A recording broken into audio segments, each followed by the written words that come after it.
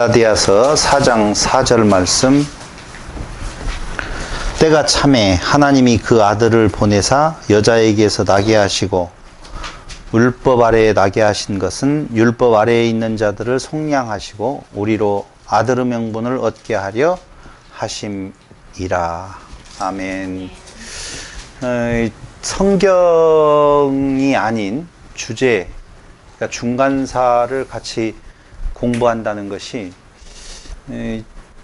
조금은 어려운 부분이 없지 않아 있습니다. 왜냐하면 우리가 알고 있는 중간사는 약 500년 정도로 잡아야 되거든요. 400년으로 보통 잡는데 여러 가지의 기준이 있지만 제가 500년으로 잡은 이유는 성경 전체가 하나님의 창조에 대한 이야기를 그려내고 있다, 이렇게 말씀을 드렸어요. 하나님의 창조의 모습을 그려내고 있다. 그러니까 하나님은 창조하시는 하나님, 무엇을 창조하시는 건가? 짐승인 사람을 하나님의 사람으로, 하나님 사람으로, 하나님으로 만들어 가시는 그 과정을 잘 보여주고 있는 것이 성경이라고 그렇게 말씀을 드렸어요. 그럼 그 하나님이라고 하는, 하나님 되게 한다라고 하는 것이 우리가 이제까지 배운 것으로서 정리를 해본다라고 보면, 한마디로 말하면 예수님이 머리요 교회는 그의 몸이라.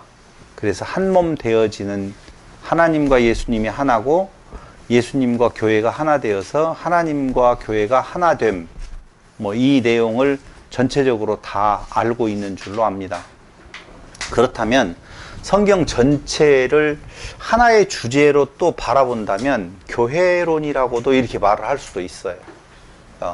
온전한 교회가 이루어지는 것은 바로 하나님 안에서 하나됨이라고 말할 수가 있거든요. 그러니까 선지자 부재 시대라고 보통 이야기하는 중간사의 개념을 그렇게 보아서 명확한 어떤 의미가 들어오기보다는 성전의 의미를 놓고 보자, 이렇게 생각을 해보았습니다. 자, 한번 볼게요. 에덴에 하나님께서 아담을 두어서 그곳에서 하나님의 나라를 이룬다라고 할 때에 에덴 성전이라고 보통 우리가 그렇게 말을 해요. 에덴 성전이라고 이야기를 하잖아요. 그런데 에덴 성전이 완성되기 전에 이미 그곳에서 쫓겨나요. 그럼 에덴 성전이 완성이 되어지지 않았다는 말은 하나님의 자녀로서의 모습을 완전히 갖추는 존재가 탄생되지 않았다라고 볼 수가 있죠. 그래서 쫓겨난 인간의 그 역사가 성경에 쭉 그려지고 있는데, 모형적으로 어디에서 성전이 이루어지느냐 하면 솔로몬 때에 아브라함을 불러서 나라를 약속하고 그 나라가 하나님의 나라라고 하는 의미를 두고 하나님께서 역사를 섭리해 가시는데, 다윗 때의 성전이 완성되어지지 아니하고 통일왕국이 이루어지지만 결국은 성전은 어디에서 이루어지느냐 하면은 솔로몬 왕 때에 드디어 성전이 이루어집니다. 그렇죠? 그럼 성전의 의미는 어떤 의미를 가지고 있느냐면요, 그곳에 하나님이 계신다라고 하는 의미고, 성전이 그 이스라엘 민족의 중앙에 있어서 하나님이 그곳에 계시면 그분은 그 나라를 통치하는 자로서 그 나라가 하나님의 나라다라고 하는 것을 선포하는 거거든요. 그렇죠? 그럼 솔로몬이 세운 그 성전에 하나님이 계시다라고 보면 당연히 이스라엘은 하나님의 나라이지요. 그런데 그 하나님의 나라가 무너질 수는 없어요. 그 하나님의 나라가 무너져요. 질문 1, 첫 번째 질문이에요. 왜 솔로몬이 세운 성전을 중심으로 한 이스라엘은 무너질 수밖에 없었을까? 왜요? 그건 생각 안 해봤어요? 옛날에는 우리 말하는 그 성전은 그 유대 성전 그게 아니야. 아닌데, 그건 아닌데 유대 성전이기 때문에 무너진 거다. 그럴듯하네요. 그럴듯하지만 또 다른 사람의 의견도 있을 수가 있을 것 같아서 깔끔한 우리 박성희 집사님이 한번 그렇게 웃어요? 웃음이 좀 그랬어요? 무슨 의미인지를 잘 모르겠는데 왜 솔로몬이 세운 그 성전이 무너지고 그 솔로몬 성전이 무너졌다는 말은 하나님이 그곳에서 하나님이 통치자로서의 의미를 두고 있었는데 그 성전이 무너졌어요. 그럼 하나님 안 계시는 거고 그 나라는 무너진 거란 말이에요. 근데 왜 하나님은 솔로몬으로 그 성전을 짓게 만들었는데 결국은 그 성전이 무너지게 했느냐? 왜 그럴까요?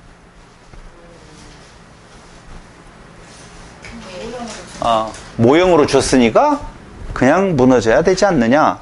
뭐 틀린 이야기 아니에요. 모형이니까 모형은 무너져야지. 맞아요. 맞아요. 그리스도 이야기가 안 나오면 답이 안 되잖아요. 그러니까 그리스도를 통한 것을 이루기 위해서 그러기에는 그 당시에서는 그리스도라고 하는 개념이 없단 말이에요. 근데 그 성전이 무너지고 이스라엘은 패망하게 되어져요. 왜 그랬을까? 이런 생각 해보셨어요? 안 해보셨구나. 그럼 제가 말을 하겠어요. 왜냐하면 하나님이 다스리시는 하나님의 나라는 하나님의 나라에 맞는 법이 시행되어져야 돼요. 그렇죠?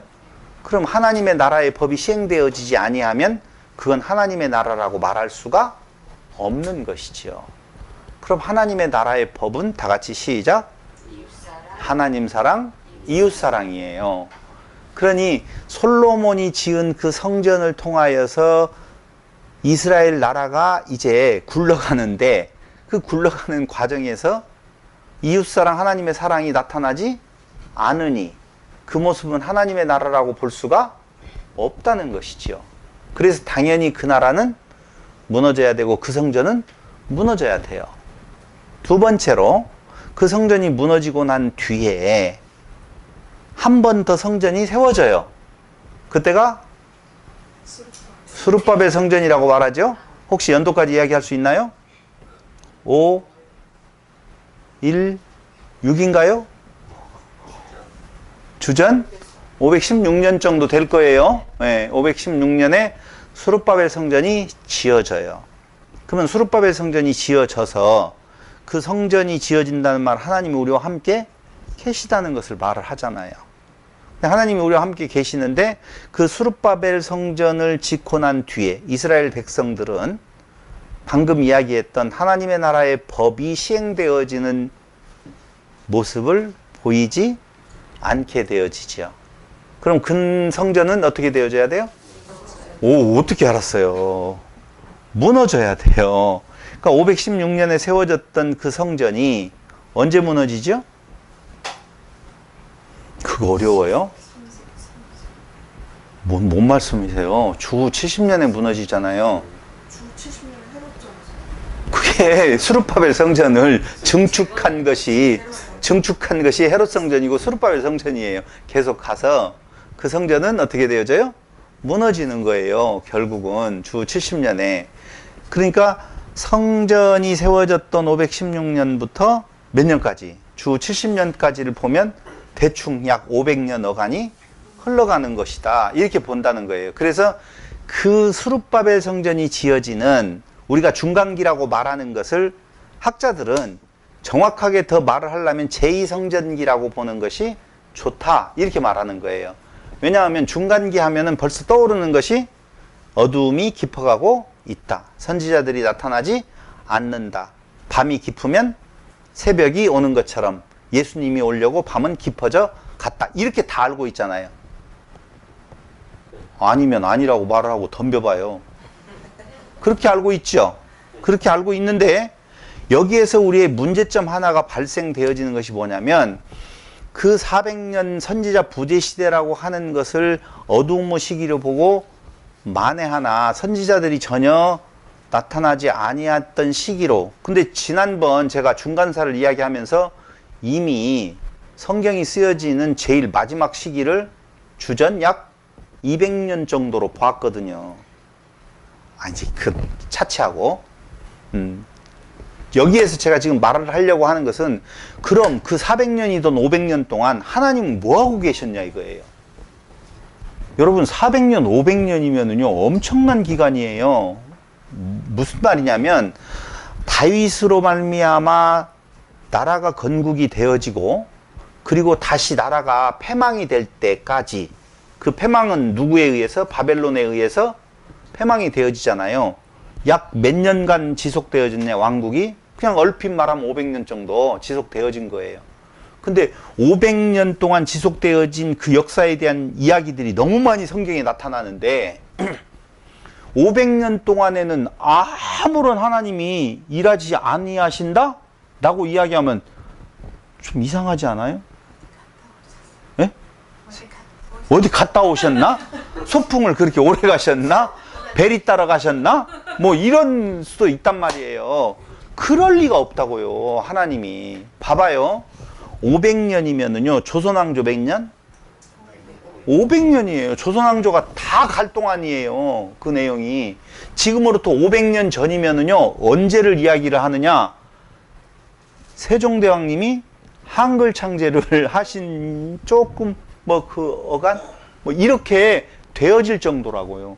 근데 그 기간 동안에 하나님이 아무 일도 안 하시고 진짜 블루베리 따라 가셨다라고 보면 이건 좀 문제가 있어도 한참 있는 것이죠. 그렇지 않으셨어요. 그래서 제2성전기라고 하는 내용은 수룹바벨 성전이 지어지고 그 성전이 무너지기까지 하나님은 무슨 일인 건가를 하셔요. 그걸 뭐라고 말을 하느냐? 제3성전이 지어질 수 있도록 하나님은 역사를 하시는 거예요. 그럼 첫 번째 제1성전, 제2성전, 제3성전은 무엇에 대한 완성인 건가? 에덴 성전에 대한 완성으로서의 참성전이 세워질 준비를 몇 년 동안? 500년 동안 하신 거라고요. 그때 나오는 말이 갈라디아서에 뭐가 참해? 때가 참해, 이 말이에요. 그러니까 때가 참해, 이 말은 우리가 너무너무 잘 알고 있는, 시간에는 두 가지의 의미가 있다고 그랬죠? 단어가 그래요. 크로노스하고 카이로스라고 하는 단어가 있어요. 근데 크로노스는 일반 역사예요. 내 인생의 몇 년이 전부 다 무엇이었다고? 야곱을 이야기하는 거예요, 지금. 험악한 세월이라고 말했던 그 야곱의 생애는 무슨 시간을 지낸 것을 말을 하느냐? 크로노스의 시간을 말하고 있어요. 만약에 야곱에게 있어서 크로노스의 시간만으로 느껴진다라고 보면 그는 절망이어야 되죠.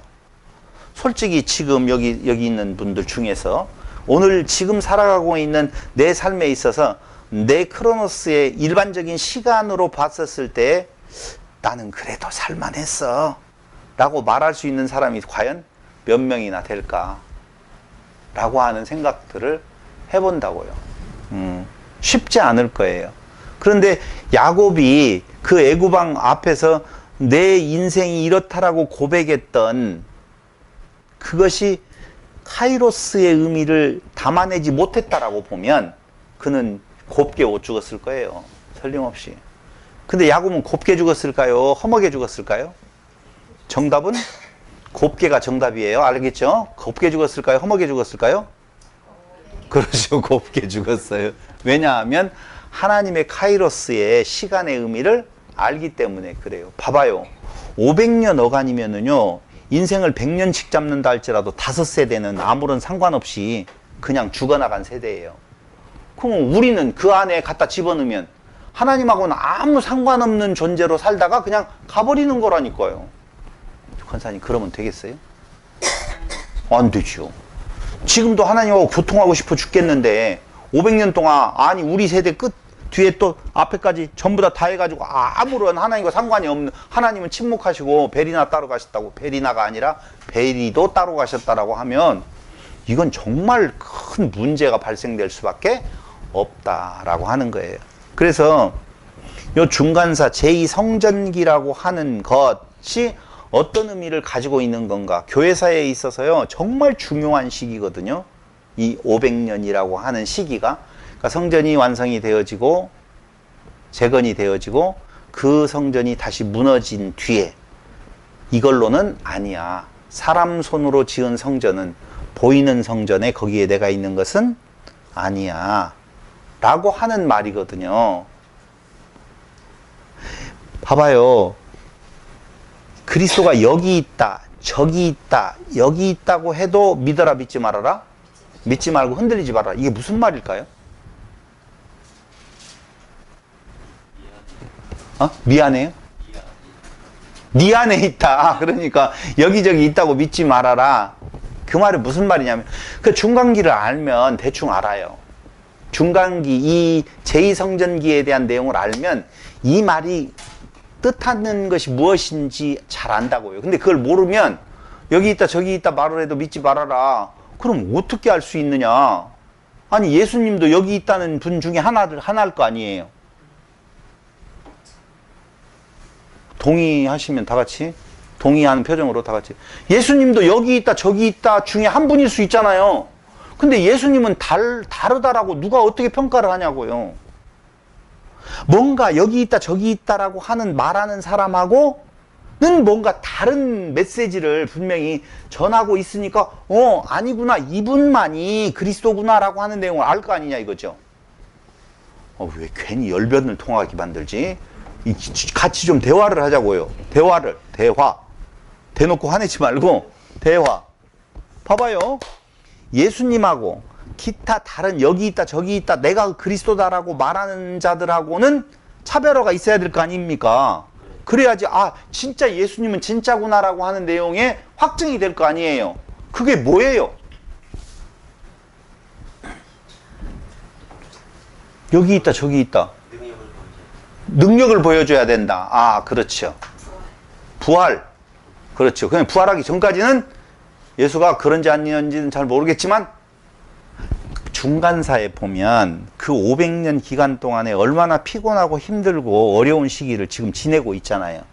그러니 그들이 그때 바라는 것은 무엇일까요? 봐봐요. 우리가 그 힘든 시기를 지난다라고 보면 우리에게 있어서 소망이 있다라고 보면 예수가 소망이에요. 주려면 꿀벌을 주시든지 돈을 주시든지 생활의 어떤 이거 아니겠어요? 그럴 거 아니에요. 우리에게 있어서 메시아, 그리스도 특별한 존재가 있다라고 보면 여러분들에게 있어서 특별한 존재는 뭘 먹을까 마실까를 충족시켜주는 그 메시아를 원해요. 아니에요? 아직 고생을 덜 하셨구만. 그러니까 이스라엘 백성들이 그 바벨론 포로 페르시아 헬라 제국을 지나면서 로마 제국을 지나면서 헬라 제국까지를 지나면서 그들에게 원하는 것은 다른 거 아니에요. 바벨론에 포로 잡혀갔던 사람들이 파사의 고레스의 왕에 의해서 돌아가라고 하는데 안 돌아가요. 왜 안 돌아가느냐? 거기에 살만하거든요.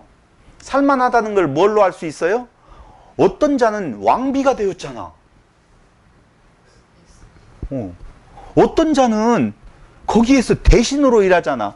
여러분, 다니엘은요, 바벨론, 파사에서만 중용된 것이 아니라 이어서 헬라 제국에서도 중용된다니까요.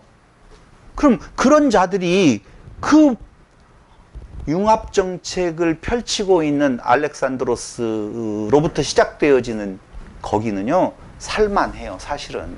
살만하고 파사 제국에서도 살만한 내용이 있거든요. 사람들은요, 살만하는 곳에 종교적인 의미를 담고 있는 경우가 너무 많아서 내 삶이 어렵고 힘들고 괴로우니까 아버지여, 신이여 있으시다면 나를 먹고 마시고 입을 것에 대한 내용이 풍요롭게 해주세요 라고 하는 쪽으로 요청할 수밖에 없다고. 그런 메시아를 기다린다고요. 그럴 때 내가 해줄게 라고 하는 자들이 곳곳에서 나타났다고요. 곳곳에서. 여기 있다 저기 있다 내가 해방시켜줄게 나밖에는 없어라고 하는 내용들을 다 같이 시작. 믿지 말아라. 진짜 메시아는 그 메시아가 아니야. 그럼 어떤 메시아예요? 그게 우리가 말하고 있는 영적 메시아, 카이로스의 개념으로서의 크로노스의 시간 안에서의 내 먹고 마시고 입을 것을 풀어주는 그런 메시아가 아니라 하나님께서 약속하신 그 메시아, 그 그리스도는 참성전으로 오실 분이다 이 말이에요. 그때 그 이루어질 참성전이 눈에 보이는 거 아니라는 것이지요. 그러니까 무너질 리가 없지요. 눈에 보여야지 무너지지. 보이지 않는데 뭘로 무너뜨릴 거예요? 없어요. 그래서 무너지지 아니하는 참 성전이 세워진다. 이게 어느 때 가능한 일이냐? 주 70년 그 성전이 무너져야만이 그 뒤에 성전을 이스라엘이 지려고 마음먹으면 예루살렘에다가 성전 못 지을까요? 지금 저렇게 갖다가 퍼붓는 정도라고 보면 거기 얼마든지 할 수 있다라고 저도 생각을 해요. 근데 안 해요. 안 해요? 못 해요? 안 돼요. 하나님의 섭리는 그 성전을 그렇게 짓게 놓아두지 않으셔요. 성전이 이제는 지어졌어요. 더 정확하게 이해하면 지어져 가고 있어요. 기초 놓고 다 세워진 다음에 더욱더 아름다운 성전으로 지금. 그래서 그 성전을 누구라고 말한다? 우리라고 말한다 그 말이에요. 그 성전을 완성하기 위한, 이루시기 위한 기간을 다 같이 시작. 제2 성전기. 그걸 우리는 무슨 사? 중간사라 그렇게 말을 한다. 그런데 성전을 지키기 위해서 하나님은 아무 일도 안 하시고 있다가 어느 날 뚝딱 예수야 가라. 네가 성전이다. 아멘. 주여 믿습니까? 땡. 아니라니까요. 얼마나 치열하게 일하시는지 몰라요. 그 중간사에 나오는 500년 기간 동안에 나오는 것이 우리가 또 하나 알 수 있는 것은 70인역이에요. 70인역이 어느 때 나오느냐? 헬라 제국 때 나오거든요. 말이 왔다 갔다 하는 것 같아도 다 순서가 있어요. 그럼 70인역이 나오는 그 70인역이 나와야만이 되는 이유는 뭘까요? 70인역은 히브리어를 헬라어로 그리스어로 번역한 거예요. 왜 번역이 일어나죠? 알렉산더가 알렉산더에 의해서 번역하게 하죠. 성경에 대해서 알고 싶어요. 네. 융합정책을 썼어요. 네, 융합정책을 썼으니까 공부를 좀 한다고는 했는데 네. 명확하게 하는 것은 아니고. 네? 종교정책이 그랬기 때문에 여러분 이런 거예요. 바벨론 포로 잡혀가서 디아스포라 된 이게 500년이라고 지나면은요 언어 잃어버린다니까요. 잊어버려요? 어디 갔어요? 임 집사님? 닭 사러 갔어요? 지금 닭이 중요하가니? 아니 잃어버려요 당연히. 그래서요 에스라 느헤미야 시대에 성전에서 무엇을 읽는데 성경을 읽는데 못 알아들어서 통역자를 세울 정도라니까. 근데 그 시기가 넘어서고 있어요. 몇 년이 지나고 있어요? 100년, 200년이 지나고 있어요. 그리고 밖에서 자란 아이들은요 히브리 말은 몰라도 무슨 말? 그리스어는, 헬라어는 너무너무 잘 알아요. 잘 안다고. 그러니까 성전에서, 회당에서 구약성경을 낭독을 해야 되잖아요. 그게 주니까 낭독을 하는데 알아들어 못 알아들어? 못 알아들으니 당연히 거기 때마다 번역자들을, 해석자들을 다 세워가지고 통역자들을 세워가지고 그거 하기 어렵잖아요. 어려우니까 헬라어 번역을 시도하는 거예요. 그게. 근데 이렇게 말하면 무슨 내용이냐? 크로노스예요. 일반적인 시각 안에서 되어지는 일들, 크로노스의 역사라니까. 근데 그게 카이로스의 때가 되어서 그 일을 하게 하시는 하나님의 뜻은 어디에 있느냐? 그렇죠. 우성도님. 뭐요? 말하려고 분명히 했는데 좌성도한테 물어봐야겠다. 여러분 그건 뭐 때문에 그러는 건가? 카이로스의 세계는 유대인에 머무르지 아니하는 이방인들에게까지 복음이 전달되어지는 복의 전달이 이루어져야 되잖아요. 그렇기 때문에 당연히 헬라어로 다 세계의 공통어였던 헬라어 번역이 나와야 된다니까요. 그래야지 복음이 땅끝까지 증거되어지는데 어떤 의미를 갖는다고요. 그러니까 70인역을 우리가 70인역이라고 말은 하지만 카이로스의 의미로 보면, 카이로스의 하나님의 시간 안에서 보면은 하나님께서 아담에게 약속했던 것을 아브라함에게 널 복의 근원이 되게 해주겠다. 너로 인하여 많은 민족이 복을 얻을 것이다 라고 하는 그 내용은 그 말씀이 당연히 이방을 향하여서도 가야 될 의미를 두었기 때문에 그동안, 그러니까 500년 제2성전기 그 기간 동안에 하나님은 놀고 계셨어요? 열심히 일하셨어요? 겁나 열심히 일했다니까요. 그 내용이. 그러니까 캄캄한 시기에 아무 일도 안 하시고 그냥 또 베리 따러 간다고 또 말하려고 했네. 닭 사러 가시지 않았다니까. 안 오셨어요, 분명히. 그래서 제2성전기 이 500년이라고 하는 것은 그냥 일반적인 크로노스의 시간으로 이런 일들이 있었습니다라고 하는 거 너무 간단해요. 바벨론. 그 다음에 어디예요? 페르시아. 그 다음에 헬라. 헬라 뒤에 네 나라로 나누어지고 프톨레미오하고 어디하고 셀루코스하고 싸움 속에서 팔레스타인 땅은 네가 차지했다 내가 차지했다가 결국은 누구에 의해서? 셀루코스 왕조에 의해서 거기가 되어지고 그때까지 별 문제가 없었어요. 그러다가 누구? 안티오쿠스 4세 에피파네스에 의해서 뭐가 문제가 생겨지니까 거기로부터 이제 어떤 일들이 벌어지는 내용이라든가 이렇게 가는 내용 너무너무 다르. 종교적인 싸움이 내부 안에서 이루어지니까 누구를 불러들여요? 로마를 불러들여. 그리고 로마가 들어와가지고 에라이 들어온 김에 먹어버려 하고 딱 하고 먹어버리는 거예요. 그게 다예요. 뭐 500년 기간 너무 빠르죠. 그걸 몰라서 그러냐. 그건 인터넷에 찾아보든 어디를 찾아보든 너무너무 자세히 잘 나와 있는데 그걸 카이로스의 시간적인 의미로 우리는 바라보아야만이 내가 그 500년 안에 살다가 죽는 사람일 수 있잖아요. 안 그래요? 여러분들은 살 때마다 카이로스의 시간의 의미를 갖고 살아가요? 그렇지 않잖아요. 괴로우면 지금 괴로운 거예요. 힘들면 지금 너무 힘든 거예요.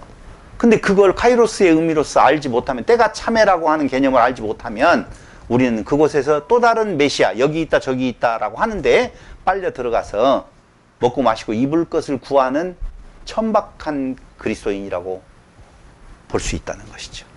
그래서 오늘은 이 500년 중간사를 2시간 만에 끝내려고 하니까 제 능력으로는 안 돼요.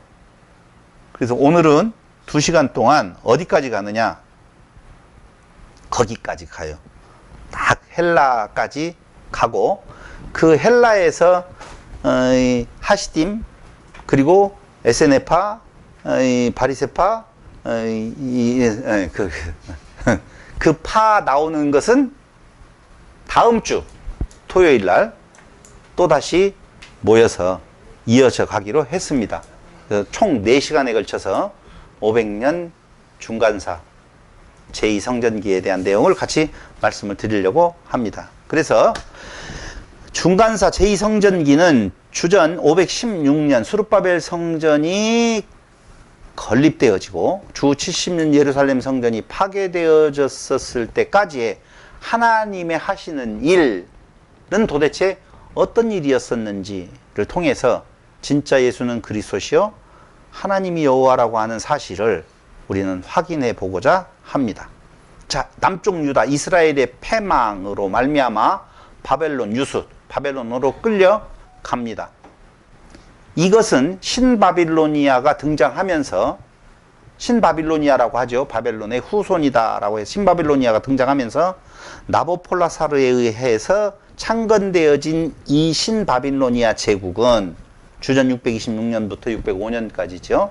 이 나보폴라사르는 아시리아를 정복합니다. 그때는요, 아수르가 대단한 민족이었었죠. 엄청난 힘을 자랑하고 있었는데 그럴 수가 없겠다라고 생각했는데 바벨론에 의해서 아시리아는 결국은 정복당하고 메소포타미아 지역을 평정해버립니다. 누가? 나보폴라사르가. 그럼 항상 아셔야 될 것은, 지금 말하는 것은 지금 뭘 이야기하는 거예요? 크로노스의 시간적인 역사를 지금 말을 하는 거예요. 그건 여러분들이 찾아봐도 다 똑같이 알고 있으니까 큼지막하게 넘어갈 겁니다. 보세요. 메소포타미아 지역을 평정해버렸어요. 그 다음에는 무슨 생각이 날까요? 인류의 역사는요, 한민족 빼놓고는 힘이 크면 밖으로 나가게 되어 있어요. 밖으로. 그렇다니까요. 그래서 그냥 가만히 있는, 역사는 그냥 제자리에 머물고 있는 경우가 없어요. 쪼그라들든지 팽창하든지. 그래서 팽창 아니면 쪼그라드는 건데, 이때에 신바빌로니아를 통일하고 아시리아 제국을 평정한 나보폴라사르는 그 다음 어디를 마음에 두느냐? 당연하지. 어디요? 알죠? 알죠? 곡창지대 어디요? 이집트를 마음에 둡니다. 저걸 먹어야 되는데 이런 생각을 하게 되어져요. 그래서 그걸 먹으려고 마음을 먹고 원정을 나가게 되어 있습니다. 정복하기 위해서 당시에 애굽의 이성국가라고 하는, 그때는 애굽이 컸었거든요. 이집트가 나라가 컸어요. 그래서 팔레스타인 지역에 있는 조그마한 국가들은 다 누구의 위성국이었느냐? 이집트의 위성국가였어요. 그러니까 사실은 나보폴라사르는요, 거기 팔레스타인에는 마음 하나도 없어요. 어디가? 곡창지대인 지금 이집트가 마음에 있거든요. 그것들을 치러 가려고 보면 꼭 지나야 되는 것이 팔레스타인 지역이거든요. 이것이 바로 어디예요? 이스라엘이라고, 유다 지역이라고 하는 내용으로 알 수가 있다는 것이죠. 그래서 애굽의 위성 국가들인 팔레스타인 소국들에게 친바벨론으로 돌아올 것을 요청을 합니다. 야, 너희 애굽하고 좀 절교하고 우리 편이 좀 되어라. 그럼 내가 잘해줄게 라고 하는데, 여러분 항상 선택을, 둘 중에 하나를 선택하라면 어느 쪽을 선택을 해요? 틀리는 쪽? 망하는 쪽? 안 되는 쪽을 선택하는 것이 인간의 모습 속에 잘 드러나고 있어요. 그때 유다는 친바벨론 쪽으로 기울지 아니하고 친애굽 쪽에 서서 오히려 바벨론하고 싸우게 되어집니다. 그때 나오는 것이 느부갓네살. 우리 성경에는 느부갓네살이라고 나오는데 일반 역사에서는 네부카드네자르라고 하는, 네부카드네자르 2세라고 불리는데, 이 느부갓네살이 드디어 그 아버지를 이어서 왕이 되어지면서 유다, 즉 팔레스타인을 3번이나 정복을 나섭니다. 그 1차 정복 주전 605년, 그때 왕족과 귀족들을 인질로 잡아갑니다. 2차 정복, 그래도 말 안 들으니까 2차 때 다시 침공에 들어와서 597년에 2차 정복이 일어나는데, 그때는 상류층이나 기술자 등등을 인질로 잡아갑니다. 이때 잡혀간 사람 중에 하나가 우리가 잘 알고 있는 누구도 들어있어요? 에스겔도 2차 정복 때에 잡혀갑니다. 그래도 다 말을 안 들으니까 다시 느부갓네살은 3차 침공을 하게 되어서, 그게 586년에 3차인데 이때 예루살렘을 함락시키고 성전을 파괴해 버립니다. 그럴 수밖에 없죠. 이것들이 한 번에서 말을 안 들으니까 2번까지 가고, 2번도 말을 안 들으니까 3번째 가서는 너희들의 정신적인 처소라고 하는 성전도 다 파괴해 버리겠다라고 해서 파괴를 해 버리거든요. 그래서 여기까지에 대한 내용이 바벨론에 포로 잡혀가는 그때의 그 역사예요. 이건 너무 쉽잖아요. 다 알고 있는 내용이고, 제가 뭐 특별히 뭐 그런 거예요. 그런데 중간사를 왜 제2성전기라고 이야기를 하는가 보세요. 하나님의 나라라고 이스라엘을 이야기를 해요. 그럼 하나님의 나라는 하나님의 임재를 말하는 하나님의 통치가 있는 나라예요. 그렇다면 그 하나님이 임재해서 하나님의 통치가 이루어진다는 것에 대한 상징은 성전이거든요. 결국.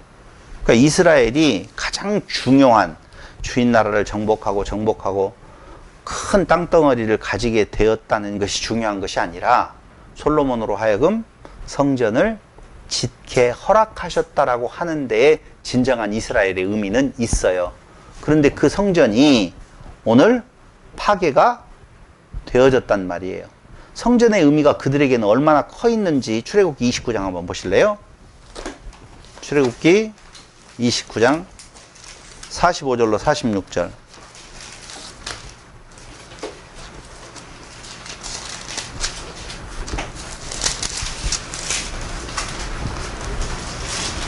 (45절) 제가 한번 읽어보도록 하겠습니다. 내가 이스라엘 자손 중에 거하여 그들의 하나님이 되리니, 그들은 내가 그들의 하나님 여호와로서 그들 중에 거하려고 그들을 애굽 땅에서 인도하여 낸 줄을 알리라. 나는 그들의 하나님 여호와니라. 그들 중에 무엇 하려고? 거하려고. 이게 정말 중요해요. 근데 그들 중에 거하려고 어떤 형태로 거하시는 건가가 정말 중요하잖아요. 출애굽기 25장 1절로 9절. 어떻게 거하는 건가? 거기 잘 나와 있어요. 25장 1절로 9절, 그 중에 8절이 중요한 내용인데, 여기 보면 8절, 내가 그들 중에 거할 성소를 그들이 나를 위하여 짓되라고 나오잖아요. 그러니까 하나님이 거하기 위하여서 애굽에서 출애굽 시켰는데, 그들 중에 거한다는 것의 증표는 성전이라고 성경은 분명히 이야기를 하고 있어요. 그래서 하나님이 거하실 곳, 하나님의 통치가 이루어지는 곳에 대한 상징이 바로 BC 959년 솔로몬에 의해서 지어진 제1성전이라고 말하는 솔로몬 성전이 드디어 지어지게 되어집니다. 보세요. 이것은 열왕기 상에 뭐라고 나와 있느냐? 18만 3,300명의 인력과 페니키아 장인들의 기술로 완성이 되어지는데요. 열왕기상 6장 1절로 13절을 한번 보세요.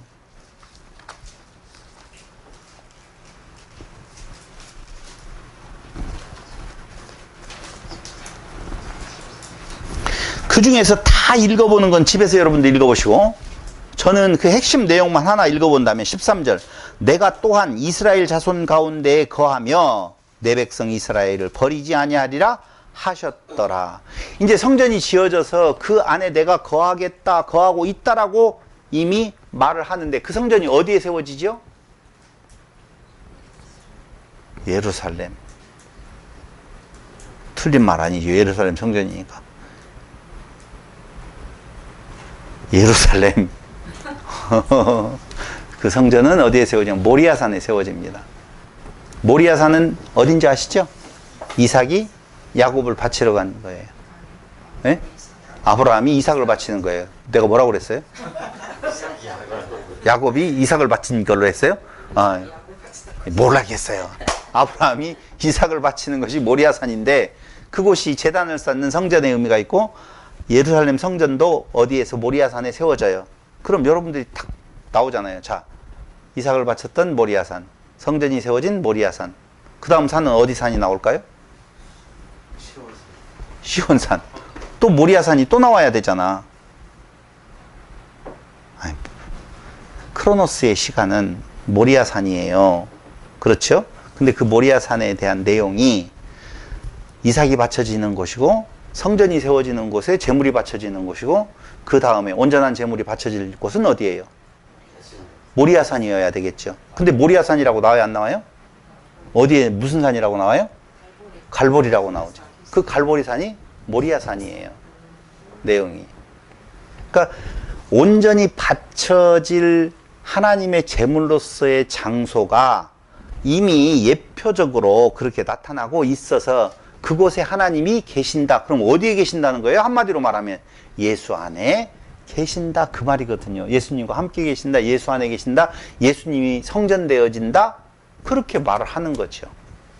그럼 여기에서 감동적으로 이야기한다면, 예수님과 우리가 함께 계시니 우리 안에 누가 계신다? 하나님이 계신다. 내가 그래서 하나님의 성전이다, 이렇게 말할 수 있다니까요.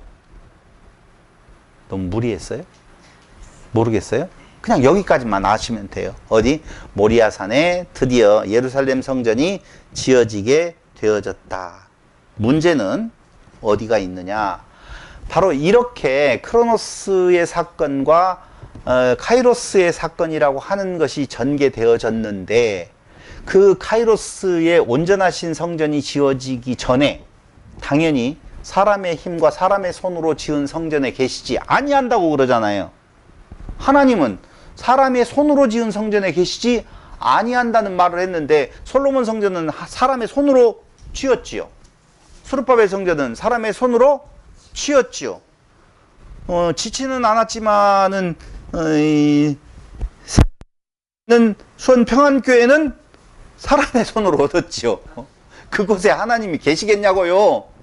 아니, 대한민국에 대단히 큰 성전이라고 하는 것을 지어놓고 그곳에 하나님이 계신다라고 하는 것은 어불성설이라니까요. 말도 안 되는 이야기예요. 그런데 저도 청년 시절 때 처음 신앙생활 했을 때는요, 그곳에 하나님이 계시는 줄 알고 밤낮으로 그곳을 찾아가고, 그것도 뒤에 앉는 것보다는 어느 쪽에?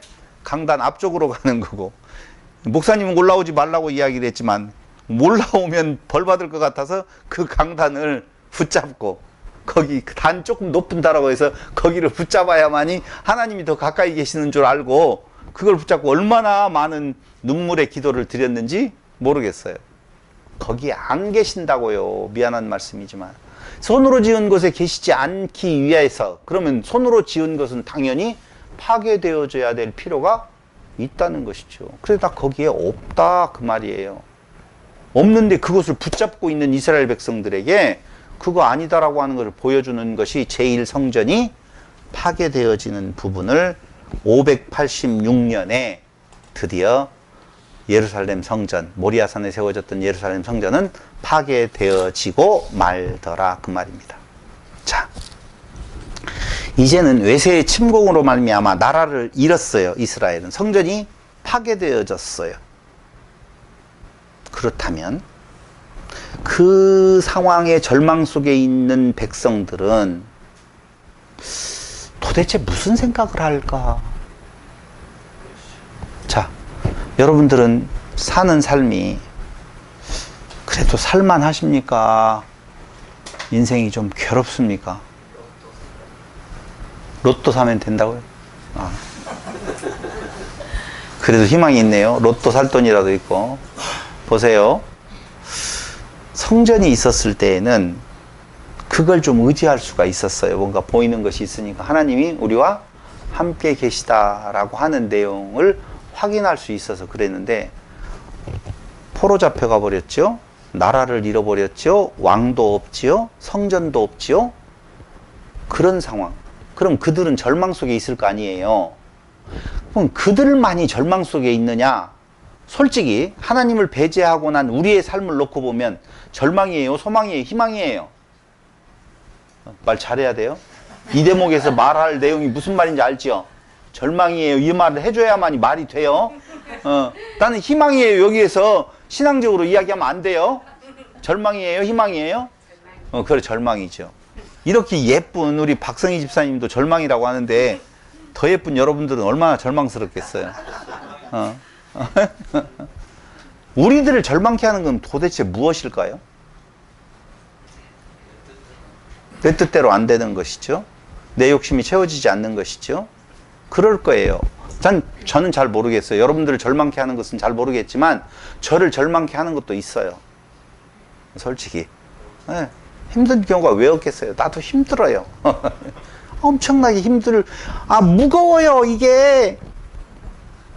무겁다니까. 그런데 우리를 절망케 할 때 도대체 그들은 그 절망 속에서 도대체 무슨 생각을 했을까? 이런 생각을 해보셨어요? 우리는 성경을 너무 지도자 중심으로 봐버려요. 큰 나라 중심으로 봐버려요. 그래서 이렇게 넘어가 버리는데 솔직히 이야기하면 내가 전부잖아요. 여러분들이 전부 아니에요? 남이 어떻게 되었든 교회가 어떻게 해석을 했던 간에 지금 풀리지 않는 내 문제가 나를 절망 속에 이끌어 갔었을 때 여러 가지 생각들이 많이 들어갈 거 아니에요. 근데 성경을 공부한다라고 하면은 그런 나의 개인적인 부분에 대한 내용은 그냥 막 넘어가 버려요. 존재 가치도 없다니까. 존재 의미도 없어져 버리고. 근데 보세요. 이스라엘 백성들은 그 고민을 해요. 무슨 고민을 하느냐면은 너무 당연한 고민을 해요.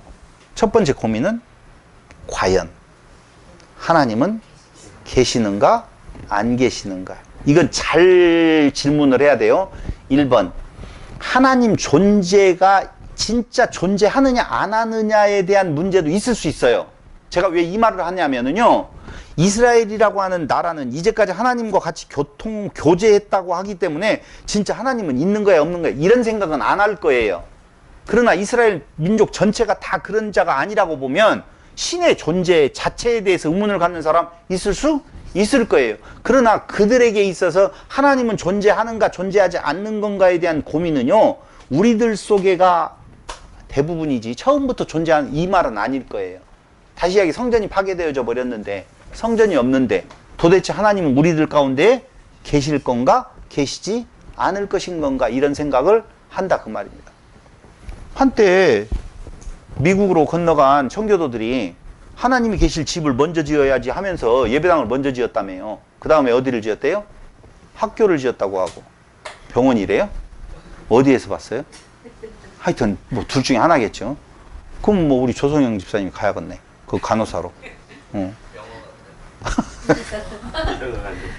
여러분, 그러고 난 뒤에 자기 살 집을 지었다. 그래서 미국 이 정도로 발전했다라고 하는 우스꽝스러운 이야기를 만들어냈는데 말도 되지도 않는 이야기고요. 근데 봐봐요. 성전이 없어져, 그들에게 있어 성전은 대단한 의미거든요. 근데 성전이 파괴되어져 버렸어요. 그러니 과연 하나님이 계실 곳이 없는데 하나님은 우리 속에 있어? 없어? 이 고민 당연히 할 수밖에 없어요. 두 번째로 하나님이 계시는 거 의심하지 않아요. 우리 중에 안 계신다면 우리는 지금도 하나님의 백성인가? 아닌가? 라고 하는 거예요. 우리는 지금도 하나님의 백성인가? 아닌가? 세 번째는 무슨 내용이 있어요? 자, 이건 성경을 한번 보면서 말씀을 드리도록 할게요. 창세기 22장 17절로 18절.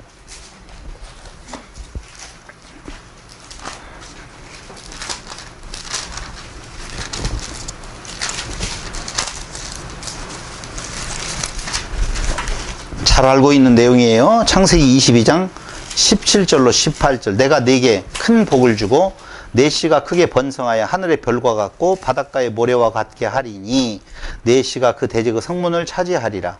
또 내 씨로 말미암아 천하 만민이 복을 받으리니 이는 네가 나의 말을 준행하였음이니라 하셨다 하니라. 천하 만민이 내 씨로 말미암아 복을 받는다라고 하는 약속이 있는데, 약속이 있잖아요. 근데 그 약속으로 놓고 본다면 도대체 봐봐요. 천하 만민이 받을 복이 있는데 그들에게 받을 복은 더 있을 것 같아요? 아니면 없이 천하 만민만 받을 것 같아요? 더 있을 거예요. 그랬죠. 근데 여기 투덜거려요. 더 있어야지. 않겠어요? 맞아요. 그럴 거예요.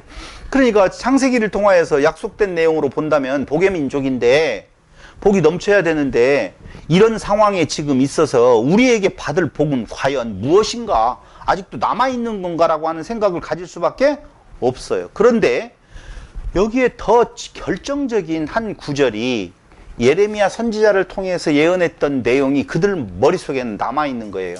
예레미야 29장 10절. 그래도 오늘 좀 편안하네요. 왜 편안하냐면 이걸 2시간 안에 다 끝내야 된다라고 보면 이걸 어떻게 진도를 빼나 했는데 앞으로 2시간이 더 남았으니까 천천히 가도록 하겠습니다. 예레미야 29장 10절로 11절.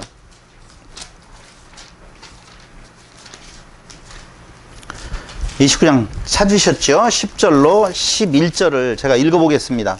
여호와께서 이와 같이 말씀하시니라. 바벨론에서 70년이 차면 내가 너희를 돌보고 나의 선한 말을 너희에게 성취하여 너희를 이곳으로 돌아오게 하리라. 여호와의 말씀이니라. 너희를 향한 나의 생각을 내가 아나니. 여기 중요한 말이에요. 너희를, 지금 포로 잡혀와 있는 이스라엘 유다 백성들을 향한 하나님의 마음을 내가 안다, 그 말이에요. 그럼 그 마음이 뭐냐면은 이 마음이에요. 평안이요 재앙이 아니니라. 1번 평안이에요. 두 번째, 너희에게 미래와 희망을 주는 것이니라 라고 말을 하더라고요. 좋은 말이죠. 첫째는 평안이요. 평안교회네. 평안이요. 그리고 미래와 희망을 주는 것이 하나님의 뜻이래요. 근데 그 일이 언제 이루어지느냐? 70년 포로, 그건 예레미야 25장 11절로 14절에 나와요. 70년간 포로 잡혀갔다가 다시 너희를 어떻게 한다?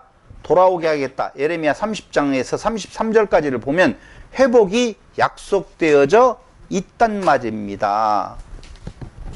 그럼 한번 보죠. 그들의 지금 상황은 절망 속에 있었다고 그랬잖아요.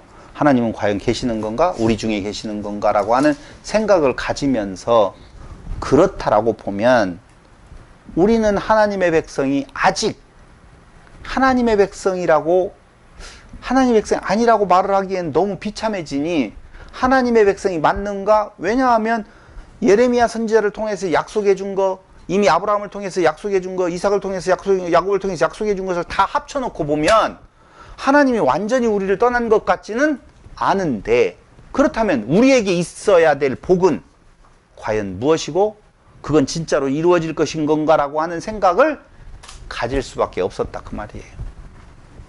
소망이 있습니까? 평안과 그리고 여기에서 말하고 있는 미래와 희망.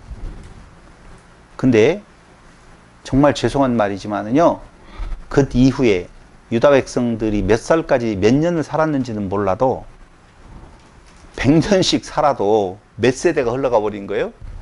5세대가 흘러가 버리는 거예요. 그럼 그 안에 끼어 있는 우리들은 100세도 못 살으니까 벌써 다 지나가 버리고 말아요. 근데 많은데 일단 평안은 사는 날 동안에 평안이 있을라나? 그렇다 치고, 그 다음에 미래와 소망에 희망을 주는 것이 하나님의 뜻이라고 그랬는데, 우리에게 있어서 그들이 당한 입장으로 돌아가서 본다면 그런 미래 희망이 있었어요, 없었어요? 없었잖아. 단 세대가 그냥 가버렸단 말이에요. 근데 그것을 어디에서 이루려고 우리들은 자꾸자꾸 생각을 하냐면 크로노스의 시간에서 그 일이 이루어지기를 바란다 그 말입니다. 늦은 것 같아도 늦지 아니하는 하나님의 뜻은 카이로스를 이야기를 하는 것이지 크로노스의 시간을 이야기하는 거 아니에요. 보세요. 1000년을 건강하게 사는 것이 좋아요, 하나님의 나라에 문지기로 하루 사는 게 좋아요? 말 잘해요. 참 어려운 말들을 성경은 이야기를 해요. 하나님의 문지기로 하루 사는 것이 1000년을 건강하게 사는 것보다 더 낫다라고 하는 고백을, 카이로스의 의미를 모르고 어떻게 고백을 하겠냐고요. 말도 되지도 않는 이야기지. 그래서 우리는 절망하는 거예요. 그러니까 여기에 너희에게 주고자 하는 것은 미래와 희망이라고 하는 내용은 카이로스로서의 하나님의 복을 말을 하는 것이지 크로노스로서의 복이 아니라니까요. 그때의 그 크로노스의 그 시간을 이야기한 것이 야곱이에요. 애굽의 왕 앞에서 내 그 인생에 100년이 넘어가는 그 인생이 내게 있어서는 험악하였을 뿐입니다 라고 고백하는 거예요. 우리도 고백할 수 있잖아요. 왜 하나님은 나를 이렇게까지 괴롭혀가지고 뭐 하시려고 도대체 야채 장사를 하게 하시는가? 그저께 차를 타고 가는데요, 자기가 4억짜리를 망해가지고 집을 팔아먹은 것이 뭐 20년 전이라고 어쩌고 그래요. 저도 분당에 집을 팔아먹었어요. 그래서 분당은 더 많았겠네요 라고 이야기하길래, 아니 벌지 않았으면 팔아먹을 것이 어디가 있었겠냐, 벌 때도 있었으니까 자기는 물려받은 것을 팔아먹어가지고 각시한테 되게 혼났대요. 여러분, 크로노스의 시간 안에서요, 형통한 날만 계속되어지는 일들은 사람에게 아무것도 없어요. 그리고 아무리 경제적으로 풍요롭게 살아간다고 할지라도요, 그 마음에는 당연히 형통한 날과 곤고한 날이 겹쳐서 오기 때문에요, 절대 그걸 완전한 행복이라고, 희망이라고 말할 수가 없다는 거예요. 그럼 우리에게 있어서 하나님이 약속해 주신 바로 미래와 희망이라고 하는 내용, 진짜 평안은 카이로스의 시간 안에서 하나님의 약속된 거라니까요. 그 카이로스의 시간 안에서의 성전은 보이는 성전이 아니라 보이지 아니하는 성전. 누구예요? 예수 그리스도 안에서예요. 그런데 이게 나중에 어디로 가느냐면요, 진짜 그 성전이 이루어지는 그곳에서, 그 하나님의 나라에서, 그건 무너지지 아니하는 것은 왜요? 이거 답 못하면 이제 1시간 쉴 거예요. 베리 따라가는 거 어려워요. 네? 내가 뭐라고 질문했어요? 다시 해줘요? 질문? 아니요, 그 말이 아니고, 무너지지 않는, 그 참성전은 무너지지 아니하는 이유가 있어요. 왜 안 무너질까요?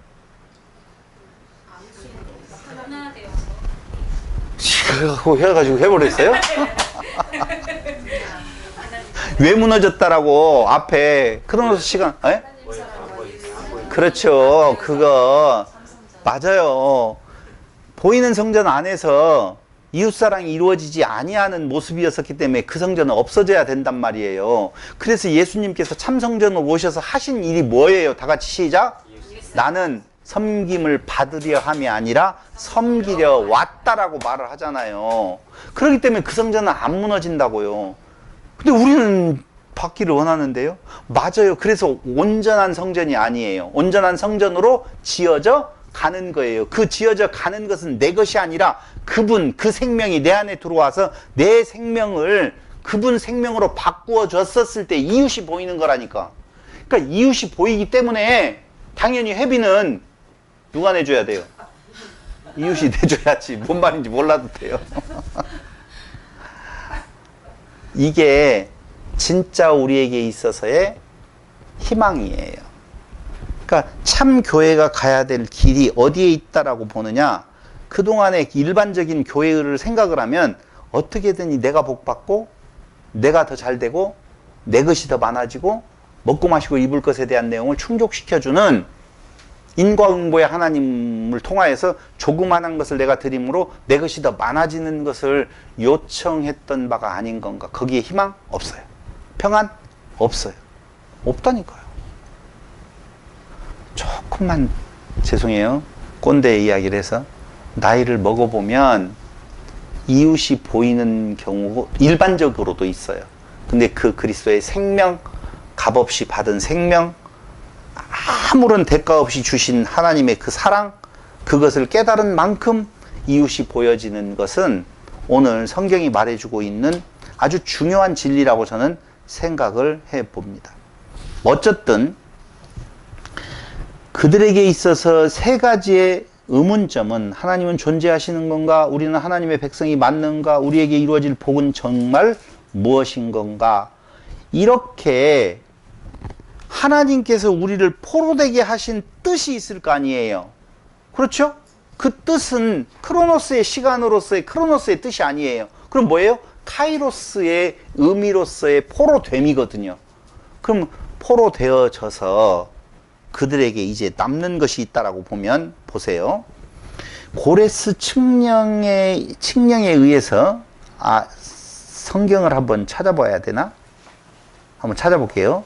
에스라 1장 1절로 2절을 보고 예레미야 29장 10절을 보면 한번 보세요.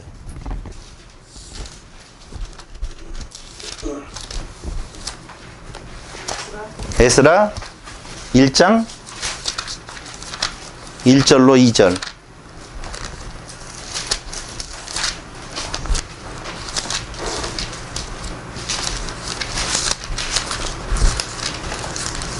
찾으셨나요?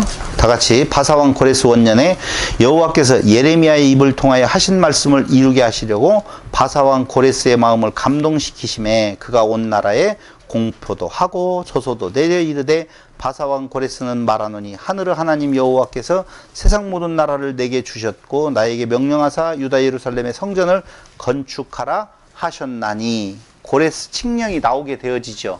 이것은 예레미야 29장 10절에 대한 내용이 근본이 되어져서 나타나게 되어지는데요. 이게 결국은 어디로 가게 되어지느냐? 70년 포로 후에 고토로 돌아온 자들이 무엇을 먼저 짓느냐라고 하면은 성전을 먼저 재건해요. 왜? 고레스는 너희가 가서 성전을 지어라 라고 이야기를 했잖아요. 그걸 위해서 도움도 주고. 그런데 보세요. 수룹바벨 성전이라고 하는 크로노스의 성전이 있어요. 그런데 그 크로노스의 성전이 결국은 지어놓고 놨는데 옛 성전의 그 영화를 보았던 나이 먹은 사람들은 울어요. 뭔 모습. 맞아요. 그 크로노스의 성전이 그들에게 있어서 소망이 아니었었거든요. 그런데 그걸 그렇게 지으라고 하나님께서 고레스의 마음을 감동시켜서 그 영을 내리는 것은 봐봐요. 솔로몬 성전 한번 끝났죠. 그 다음에 그들이 어떤 상황에서도 다시 돌아와서 돌아온 사람들은 한 4, 5만 명 정도밖에 안 되잖아요. 그러니까 더 많은 사람이 끌려가서 거기에 있었는데도 불구하고 돌아온 사람은 몇 명 안 돼서 거의 돌아온 사람들은 다 누구였을까요? 찌질한 사람. 너무 그러면 좀 가슴이 아프니까 나이 좀 드신 분들, 옛날 성전의 영화를 알았던 나이 든 사람들, 히브리어를 아직 잊지 않고 있었던 사람들이 와서 자 이제 성전 잘 지어보자. 우리가 하나님을 잘못 섬겼기 때문에 이런 일들이 온 거 아니냐라고 생각을 하면서 그 성전이 지어져 가는 걸 봤을 거예요.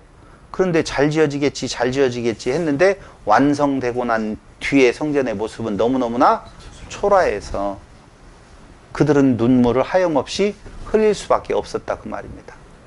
만약에 돌아왔는데 솔로몬 성전의 2배 정도 되어지는 성전으로 완성이 되어졌다면 그 성전의 그 볼품없는 모습이 너무너무나 안타까웠던 자들에게 헤롯은 그것보다 더 웅장하게 지어줌으로 말미암아 그들의 마음을 살 정도로 그 성전에 대한 그 이스라엘 유대 백성들의 생각은 굉장히 특별했다라고 볼 수 있는 겁니다.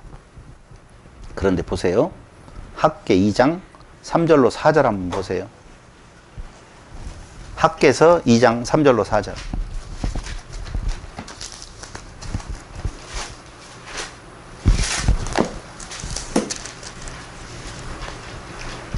너희 가운데 남아있는 자 중에서 이 성전의 이전 영광을 본 자가 누구냐? 이제 이것이 너희에게 어떻게 보이느냐? 이것이 너희 눈에 보잘것없지 아니하냐? 그러나 여호와가 이르노라 수룹바벨아 스스로 굳세게 할지어다 여호사닥의 아들 대제사장 여호수아야 스스로 굳세게 할지어다 여호와의 말이니라 이 땅 모든 백성아 스스로 굳세게 하여 일할지어다 내가 너희와 함께 하노라 만군의 여호와의 말이니라. 여기 중요한 말 하나 나오죠? 뭐예요?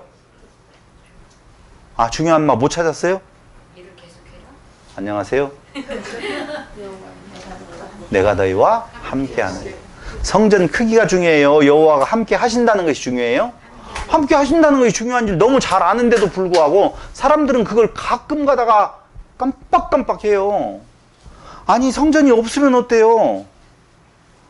전주도 그렇고 수원도 그렇고 볼품 없으면 좀 어때요? 상관없다니까요. 중요한 것은 그 성전의 의미는 하나님이 우리와 함께 계시다는 거 아니에요. 그런데 보이는 성전을 자랑하고 보이는 것으로서 자기의 힘을 실어버리려고 하는 그들에게 너 성전 보니까 너희도 웃기지? 아니 웃기지 않으니까 너희도 슬프지? 그런데 너희 힘내. 왜냐하면 내가 너희와 함께 하고 있어. 그런데 그래도 싫어요. 좀 크게 해주면 안 될까요? 그게 인간들의 마음이라니까. 이사야 44장 28절로 한번 보세요. 이사야 44장 28절로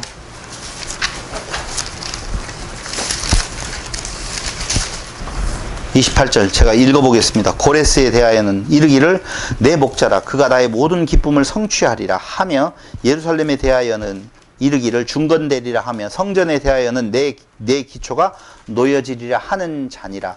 여호와께서 그의 기름 부음을 받은 고레스에게 이같이 말씀하시되 내가 그의 오른손을 붙들고 그 앞에 열국을 항복하게 하며 내가 왕들의 허리를 풀어 그 앞에 문들을 열고 성문들이 닫히지 못하게 하리라. 내가 너보다 앞서가서 험한 곳을 평탄하게 하며 논문을 쳐서 부수며 쇠빗장을 꺾고 내게 흑암 중의 보화와 은밀한 곳에 이 내용을 전부 다 읽지 않아도 내용은 무엇이냐? 지금 하나님께서 고레스를 통하여서 돌아가라고 하잖아요. 근데 그 고레스를 뭐라고 말해요? 기름 부음 받은 자라고 말하죠. 기름 부음 받은 자는 뭐라고요? 그리스도라며요. 기름 부음 받은 자. 그럼 고레스는 하나님의 사자예요, 아니에요? 맞아요? 진짜요? 여러분 생각을 해봐요. 고레스가 섬겼던 신은 여호와가 아니에요. 그럼 다른 신을 섬기면서 그걸 기름 부음 받은 자라고 말할 수 있어요, 없어요? 그 무슨 의미예요, 이게 고레스가? 그리스도의 예표예요, 고레스가? 아니라는 말이 맞겠죠? 여기서 맞다고 했으면 큰일 날 뻔했어요. 말도 되지도 않는 이야기예요. 근데 이게 바로 기름 부음 받은 자, 특별한 존재, 기름 부음 받은 자라고 하는 말은 하나님하고 관계에 있어서 하나님이 하신다라는 다른 말이에요. 우리는 그리스도 하면은 메시아로서의 예수만 생각을 하고 있잖아요. 근데 기름 부어 세웠다라고 하는 것은 하나님이 그 일을 주관해서 하신다. 고래 쓰는 하나님이 그때에 필요한 자로서 그렇게 쓰시는 자지, 예수 그리스도 되심에 대한 내용으로서의 예표적인 존재가 아니라는 거예요. 제 이야기는 이렇게 해서 고레스를 통하여서 지금 돌아가서 스룹바벨 성전이 지어지게 되어지는 것, 그것이 크로노스의 시간 안에서 이루어지는 것이지만, 중요한 것은 그게 아니라 보이는 그 성전이 아니라 뭐가, 내가 너희와 함께 하겠다. 그런데 하나님이 그 보이는 성전에 함께 하시면 축복이에요, 저주예요? 뭘 저주?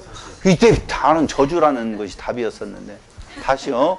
축복이에요, 저주예요? 저주예요. 왜냐하면 저는 이스라엘을 한 번도 간 적이 없거든요. 여러분도 안 갔잖아요. 간 사람 한 명 있네요. 그 성전 앞에 갔어요, 안 갔어요? 터에? 아, 그거 잘했어요. 거기만 소망이 있고 우리는 다 소망이 없는 존재들이잖아. 그러니까 당연히 하나님이 함께 계시려고 보면 그 성전에 계시면 돼요, 안 돼요? 안 되죠. 그러니까 당연히 깨 부셔야 된다니까요. 오늘날 성전이라고 말하고 있는 한국교회의 모든 것들은 다 깨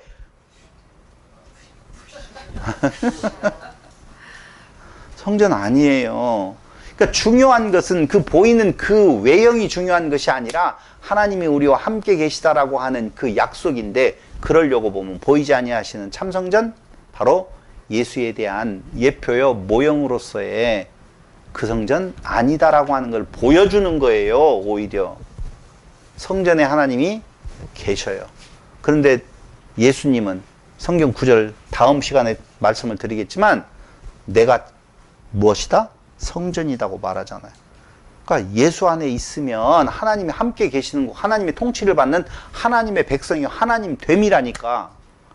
근데 우리는 크로노스의 시간 안에서 보이는 것에 마음을 빼앗겨 버리는 어리석음을 늘 가지고 살아가고 있더라 봅니다. 수르바벨 성전이라고 하는 내용, 그것은 당연히 무너져서 하나님과 이스라엘의 패배로 드러나요. 그렇잖아요. 솔로몬 성전이 무너졌어요. 수르바벨 성전 누구에게 무너지죠? 티토 장군, 티투스. 그 누구 어느 나라 왕이었어? 장군이었어요? 아, 로마구나. 그렇구나. 그럼 맞아요. 그냥 재밌게 하자는 거예요. 로마에 의해서 무너졌어요. 그럼 하나님이 계시는 솔로몬 성전이, 하나님이 계시는 이 수르바벨 성전이 둘 다 무너졌다는 말은 당연히 이스라엘의 패배요? 누구의 패배? 하나님의 패배예요. 그때는 그렇게 받아들였어요. 신들의 전쟁이라고 생각을 했거든요. 그러니까 진짜 나라와 나라가 싸워가지고 누군가 진다면은 그 신이 진 걸로 생각을 하지 그 민족이 진 걸로 생각을 안 하거든요. 그럼 성전이 무너졌다. 하나님이 계시는 곳이 무너졌으니 당연히 이스라엘도 패배당했고 하나님도 패배당했다는 것이죠. 그런데 참 성전, 카이로스의 성전은 하나님의 최종적인 근본적인 승리, 하나님과의 완전한 관계 회복이 이루어지는 장소라고 보셔야 된다. 저는 다시 한번 말씀을 드리지만 보이는 것에 우리의 시각이 머물러 버리면 그걸로 끝이에요.